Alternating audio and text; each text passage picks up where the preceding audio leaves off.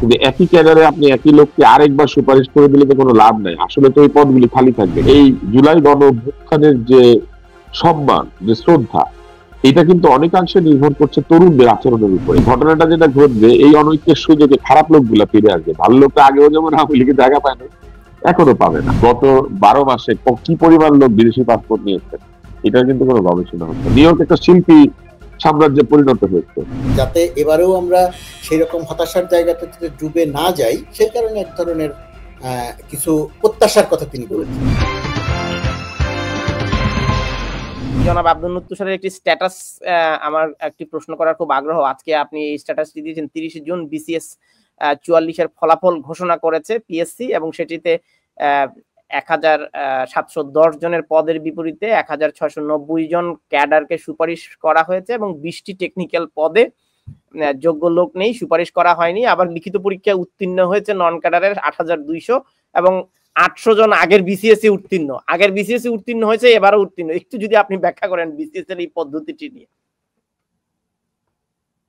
আপনি আনমিউট, আপনি যদি এখন শুরু করেন। জি হ্যাঁ, একই ক্যাডারে আগেই চাকরি করছে, ধরেন শিক্ষা ক্যাডারে চাকরি করছে, তারপরে কৃষি ক্যাডারে চাকরি করছে আগে থেকেই, এরকম 800 জনের বেশি বিভিন্ন ক্যাডারে তারা পুনঃনিয়োগ পেয়েছেন, মানে পুনরায় সুপারিশ পেয়েছেন, যেখানে তারা অলরেডি সরকারি চাকরি করছেন একই ক্যাডারে। এইটা হয়েছে, আমি সেটার বিষয়ে বলেছি যে এটা আসলে মনে হয় না ঠিক হয়েছে। এই জন্য ওই 800 লোক এরই মধ্যে সরকারি চাকরি পেয়েছেন এবং বিসিএসসি পেয়েছেন। তো তারা ওই এর আগে যে 41 এবং 43-এ তারা চাকরি পেয়েছেন, এবং 41 এবং 43-এর যে চাকরি তারা পেয়েছেন, ধরেন শিক্ষা ক্যাডারে পেয়েছেন, সে একই শিক্ষা ক্যাডারে তারা আবার এইবার পেয়েছে। তো এইটা তো আসলে অপ্রয়োজনীয়, তাই না? কারণ অলরেডি যে চাকরিতে উনি আছেন ওইটা বদল করে যদি অন্য ক্যাডারে সুপারিশ পান, সেটার একটা ব্যাখ্যা হয়। কিন্তু একই ক্যাডারে আপনি একই লোককে আরেকবার সুপারিশ করে দিলে তো কোনো লাভ নাই। আসলে তো এই পদগুলি খালি থাকবে, কেননা যে 800 লোককে পুনরায় সুপারিশ করা হয়েছে অলরেডি চাকরিতে তারা আছেন এবং সেম ডিপার্টমেন্টে আছেন।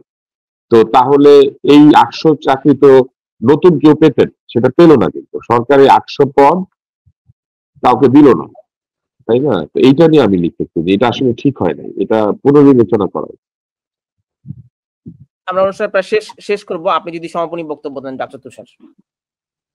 সমাপনী কিছু নাই, আমার ভালো লেগেছে যে মুর্তজা তার যে সাংবাদিকতার যে নীতিমালা সেখান থেকে সরে আসে নাই। সরকারি চাকরি বা সরকারি পদ এটা ভিন্ন ভিন্ন কারণে বিভিন্ন মানুষ পেতে পারে, এটা কিন্তু কোনো অন্যায় না। সরকারি কোনো পদ পাওয়া মানেই কিন্তু এটা না, আমাদেরকে মনে রাখতে হবে যে সেটা দালালি। সরকার তো ভালো মানুষদেরকে ডেকে কাজগুলা দিবে, আমাদের আপত্তি তো সেইখানেই যে ভালো মানুষ বেছে নিতে হবে, যোগ্য মানুষ বেছে নিতে হবে। অযোগ্যদেরকে যখন বেছে নেওয়া হয় পলিটিক্যাল রিজনে, আমরা সেইটার বিরোধী। এটা হচ্ছে একটা, মুর্তজার সাথে কথা বলতে পেরে ভালো লেগেছে, তানভীর আপনার সাথে কথা বলতে পেরে ভালো লাগছে। কিন্তু একটা জায়গা আমাদেরকে এখন খুবই সতর্ক হতে হবে, সেটি হচ্ছে যে এই জুলাই গণ অভ্যুত্থানের যে সম্মান, যে শ্রদ্ধা, এটা কিন্তু অনেকাংশে নির্ভর করছে তরুণদের আচরণের উপরে। কারণ মানুষ কিন্তু ধরে নিয়েছে এটা তরুণদের একটা বিজয়। কোনো বৃদ্ধ কিংবা কোনো 50 ঊর্ধ্ব ব্যক্তি কিন্তু এটার মূল ক্রেডিট বা মূল লিডারশিপ কেউ দাবি করেনও নাই, দাবি করার জায়গাও নাই। কিন্তু এই তরুণরা যদি ভিন্ন ভিন্ন ভাবে পুরনো সেই সব যে অভ্যাস কিংবা পুরনো সেই সব অন্যায়ের মধ্যে ঢুকে পড়েন এবং যদি এই ধরনের অভিযোগ উত্থাপিত হতে থাকে, তাহলে এই যে জুলাই গণ অভ্যুত্থানের যে প্রত্যাশা, সেই প্রত্যাশা জায়গাটি ক্ষতিগ্রস্ত হবে, মানুষ শ্রদ্ধা হারাবে। এবং এই শ্রদ্ধা হারালে সবচেয়ে ক্ষতি হবে তরুণদের রাজনৈতিক দলটা, কারণ শেষ পর্যন্ত তারা তো ভোটে দাঁড়াবে। মানুষ যদি তাদেরকে অ্যালাইন করে ফেলে ওই আগের মানুষদের মতোই, যে এরাও 200 গাড়ি নিয়ে মিছিল করে ওরাও করতো, এরাও দুর্নীতি করে ওরাও করতো, এরাও উল্টাপাল্টা আচরণ করে ওরাও করতো, এরকম একটা জায়গায় যদি আমরা পৌঁছে যাই, এইটা মোটা দাগে জুলাই গণ অভ্যুত্থানকে প্রশ্নবিদ্ধ করবে। এবং যে মূল জায়গাটি গণতন্ত্রহীন স্বৈরাচার এবং অত্যাচারের একটি শাসন, সেই শাসনের বিরুদ্ধে যে সবার ঐক্য, সে ঐক্য ক্ষতিগ্রস্ত হবে। এবং সেই ঐক্য ক্ষতিগ্রস্ত হলে যেটি ঘটবে সেটি হচ্ছে যে পুরনো অপরাধীরা ফিরে আসবে। একটা দলের মধ্যে কিন্তু সবাই অপরাধী না, আওয়ামী লীগের সব লোক খারাপ না, কিন্তু ঘটনাটা যেটা ঘটবে, এই অনৈক্যের সুযোগে খারাপ লোকগুলা ফিরে আসবে। ভালো লোকটা আগেও যেমন আওয়ামী লীগে জায়গা পায় না, এখনো পাবে না। আওয়ামী লীগ শেষ পর্যন্ত এই খারাপ লোকদের দল হিসেবে সামনের দিকে যাবে।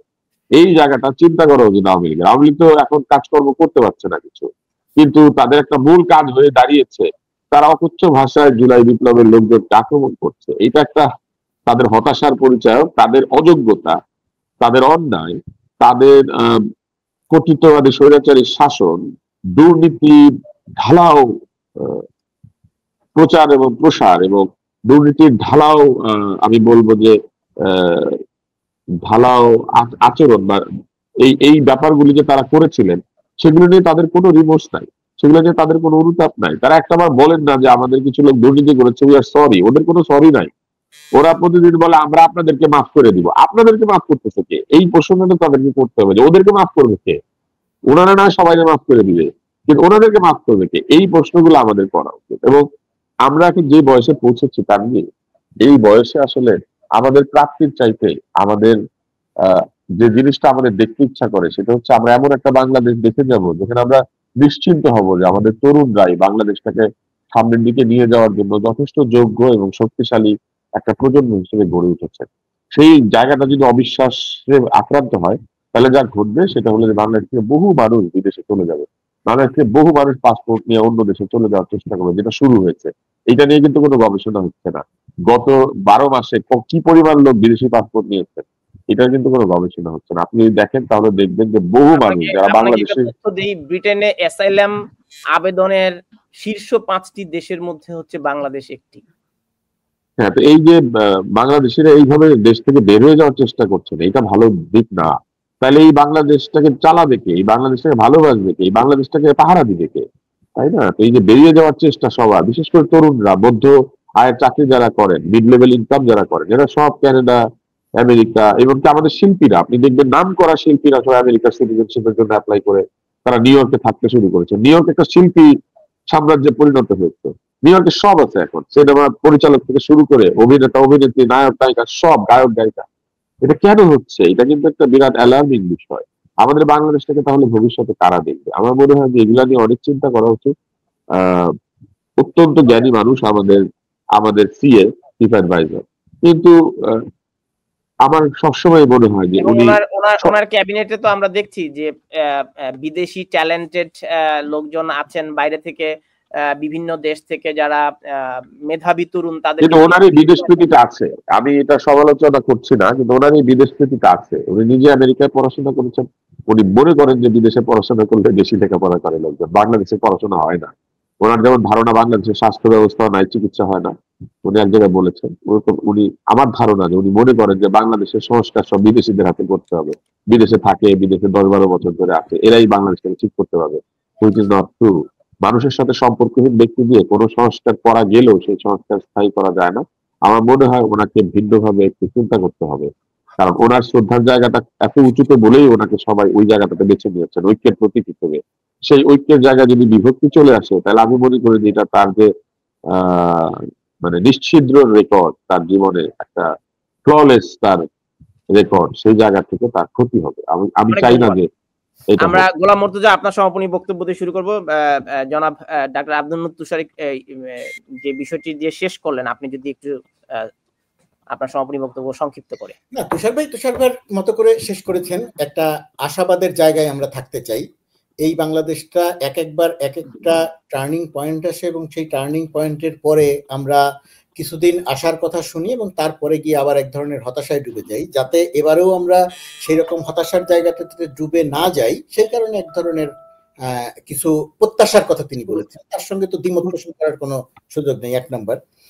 2 নম্বর বিষয় যে ওই অংশটা তুষার ভাইয়ের বক্তব্যের খুব গুরুত্বপূর্ণ, যে জুলাই অগাস্টের যে গণঅভ্যুত্থান, এই গণঅভ্যুত্থানের যদি কি বলে সম্মানগত জায়গাতে যদি বিচ্যুতি দেখা দেয়, সম্মান যদি কমে যায়, তাহলে আমাদের যে তরুণ প্রজন্ম রক্ত দিয়ে সামনে থেকে পুলিশের গুলির সামনে দাঁড়িয়ে একজনের গায়ে গুলি লাগলো, মারা গেল, কিন্তু আর 3 জন যে সরে না গিয়ে সামনের দিকে এগিয়ে গেল, এই যে একেবারেই সম্পূর্ণ ব্যতিক্রমী ধাঁচের একটি আন্দোলন করে যে সফল হলো, তারা ব্যর্থ হবে, এরকম একটা তকমা লেগে যেতে পারে। সেই কারণে তরুণদের, যার বিরুদ্ধে যে সমস্ত অভিযোগ আসছে, যাকে যে সমস্ত পরামর্শ দিয়ে আলোচনাটা আসছে, আমি মনে করি আমাদের সবার সেই সমস্ত বিষয়ে অত্যন্ত সতর্ক থাকা উচিত এবং যে কোনো বিষয় সামনে আসলে রিথিঙ্ক করা উচিত যে আমাকে নিয়ে যে এই কথাটা আলোচনায় হলো এটা ধরে নেয়ার কারণ নাই যে আমাকে পছন্দ করে না বলে এই কথাটা বলা হচ্ছে, এটাকে যেন রিথিঙ্ক করা হয় উনি এই কথাটা বললেন কেন, এটাকে যেন রিথিঙ্ক করা হয়। ধরেন আমাদের সবারই প্রিয় মানুষ অধ্যাপক আব্দুল্লাহ আবু সাঈদ, অধ্যাপক আব্দুল্লাহ আবু সাঈদ এই বয়সে এসেও কেউ যদি তার কোনো সমালোচনা করেন, সুনির্দিষ্ট করে যদি কথা বলেন, তিনি নিজেকে এই প্রশ্নটা করেন যে তাহলে কি এটা আমার আবার ভাবা দরকার, আমি কি কোনো, আমার কি তাহলে এই জায়গাটা ঠিক নাই? এই যে এত বছর বয়সে এই রকম সাকসেসফুল জায়গাতে, চূড়ান্ত জায়গাতে আসার পরেও একজন মানুষ যে নিজেকে কোনো একটা ঘটনার পরিপ্রেক্ষিতে কথা বলতে পারেন, চিন্তা করতে পারেন যে আমি কি তাহলে ঠিক করছি না, আমার কি এটা ভাবা দরকার, হ্যাঁ ভাবা দরকার, ভেবে তারপরে যদি আমি মনে করি যে না আমি ঠিক আছি তা এবং সেদিকে অগ্রসর হয়ে যাই, তাতে আমার কোনো আপত্তি নেই ঠিক থাকলে, কিন্তু ওই জায়গাটা ভাবা দরকার। নিশ্চয়ই আমরা যেই জায়গাগুলোতে ভাবা দরকার সেগুলোতে নিশ্চয়ই আরেকটু শেষ করি আমার বক্তব্যটা।